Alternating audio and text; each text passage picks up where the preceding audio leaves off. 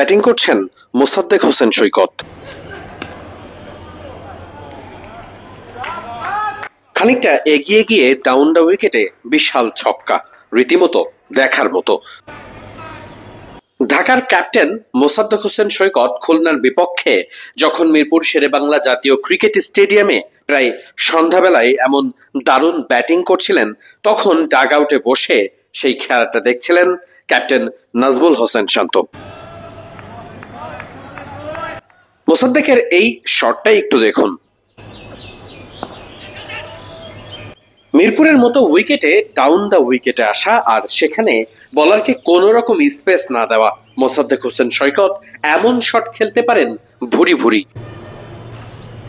দলের খুব বাজে পরিস্থিতিতেই ব্যাটিং করতে নেমেছেন।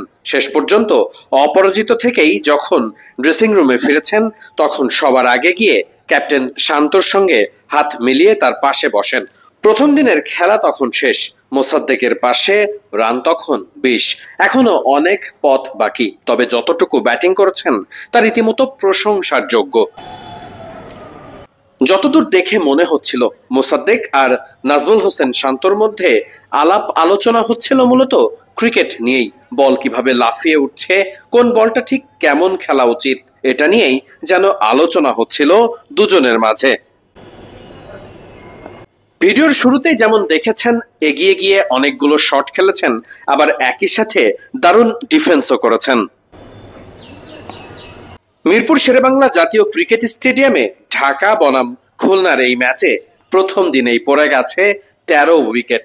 সেখানে শেষ বিকেলের দিকে যেখানে টপাটপ উইকেট পড়ার সম্ভাবনা থাকে, সে জায়গাটাতে মোসাদ্দেকের এমন ইতিবাচক ব্যাটিং নিঃসন্দেহে প্রশংসার দাবিদার।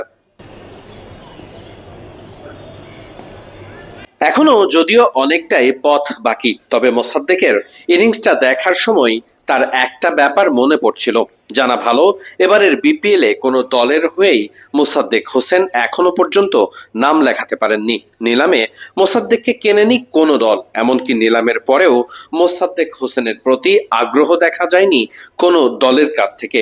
এমন অবস্থায় মোসাদ্দেক হোসেনের সামনে রয়েছে এনসিএল এর টি-20 ভার্সন। ঢাকার ক্যাপ্টেন নিশ্চিত করে চাইবেন সে জায়গাটাতে নিজেকে প্রমাণ করতে।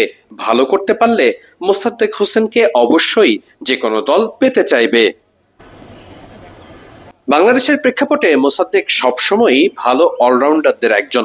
নিশ্চিত করেই মোসাদ্দেক হোসেনের ভালো ফর্মে ফেরা, বিপিএলে জায়গা পাওয়া এবং সব ক্ষেত্রেই রানে ফেরা, যেটা নিশ্চিত করেই বাংলাদেশ ক্রিকেটের জন্য ভালো খবর হবে।